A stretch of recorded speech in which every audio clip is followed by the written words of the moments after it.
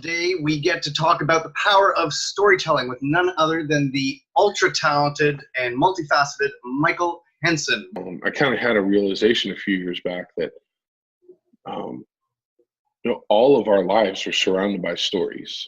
Everything we do, everything we interact with, from old school like newspapers to like commercials, and everything we interact with is based on telling stories. And a huge part of storytelling is conflict, whether you like it or not. And most of the time we don't like it. And so recognizing that and recognizing the power that we have to, change our perception for ourselves, and then be able to kind of control the narrative, so to speak, in terms of what we're trying to accomplish or what we're trying to help others accomplish, is really fascinating, because there's nothing else like it, really. And, we're wired for it. Yeah. Ultimately, if we're going to tell our stories, the first consideration is who we're telling our story to, first of all. And secondly, why do they care? Because so frequently we hear stories, or we're told stories, or we're forced to endure stories that don't matter to us. Right. And so we have to, if I'm going to tell my story, I have to take into account that audience. I have to ask myself, why do they care what I'm going to talk about? Why do they, or what do they need to hear?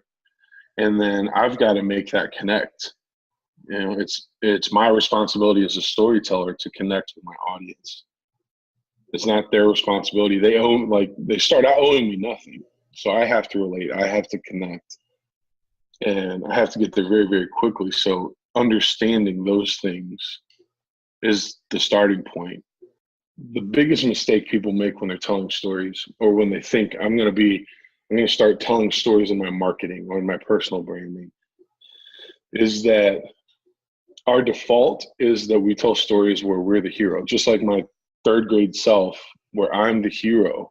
But if we're looking to impact people's lives, we have to kind of mess with that notion, and we have to realize that our audience is actually the hero. And we're like Yoda to Luke Skywalker. Yeah. Oh, yeah, we're the muse. Yeah. Right. So we're there not to be the hero for them, because if I'm trying to be your hero and you want to be the hero, then immediately we're not connecting. Every single person has a really powerful story.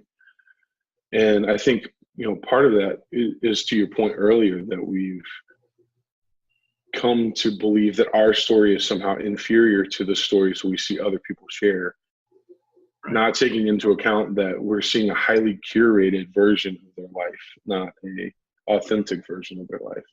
For me, it's kind of those three things: recognizing I have a story, accepting myself, which is huge, and we could talk about that all day, I think.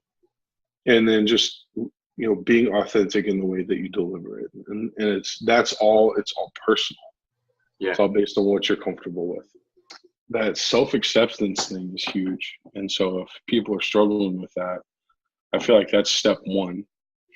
And just encourage anybody that's listening to get on that train, and do it, and just accept that you're enough, and everything changes from that point.